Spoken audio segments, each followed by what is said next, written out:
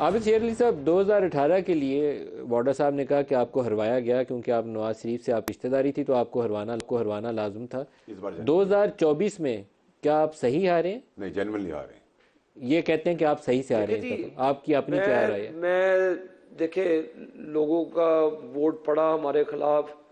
मैं ना किसी कोर्ट में गया, ना मैंने कोई सलमान अकरम राजा साहब जो फरमा रहे हैं, ना हमने किसी यहाँ पे इनके किसी कैंडिडेट को हरासा किया, ना कोई अंदर कराए। इनके खुले कैंडिडेट यहाँ पे फिर रहे थे, पूछ रहे काकड़ साहब जीते हैं। हमने एक चीज़ हार गए तो हार गए हैं, तो इसमें कोई ऐसी मुजायका खेज बात मतलब नहीं। आप अपनी वाजे अंदाज में आबिद साहब क्लियर जवाब मिल जाए, आप अपनी शिकस्त तस्लीम कर रहे हैं ना इस दफा 2024 में? ठीक है, हार हो गई, मैं हार गया जी, इसमें कौन सी ऐसी, मैं कोई बिल्कुल सही, ये बड़ी खबर चलाएंगे, ये अच्छी बात होती है। शिकस्त तस्लीम कर लेना भी अच्छी बात होती है, मैच में एक ही नहीं जीतता। एक चीज हार गए हैं, तो मैं आपको कह रहा हूँ अब आगे चलना चाहिए। मलिक साहब अभी ऐसे फिर ये ट्रूथ रिकन्सिलिएशन कमीशन की बात कर रहे हैं, फिर बना ले सब।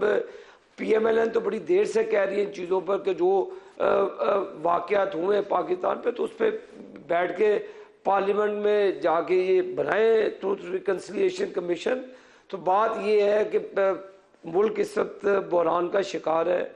अगर कोई पॉलिटिक्स खेलने की कोशिश की गई तो फिर इस तबाही के मलिक साहब सब जिम्मेदार होंगे। मीडिया हाउसेज को भी चाहिए, पॉलिटिशियंस को भी चाहिए, पाकिस्तान की गरीब आवाम का सोचे, पाकिस्तान की इंडस्ट्री का सोचे, पाकिस्तान की टेक्सटाइल। अच्छा, टाइम थोड़ा जल्दी राजा साहब से भी जवाब ले लें।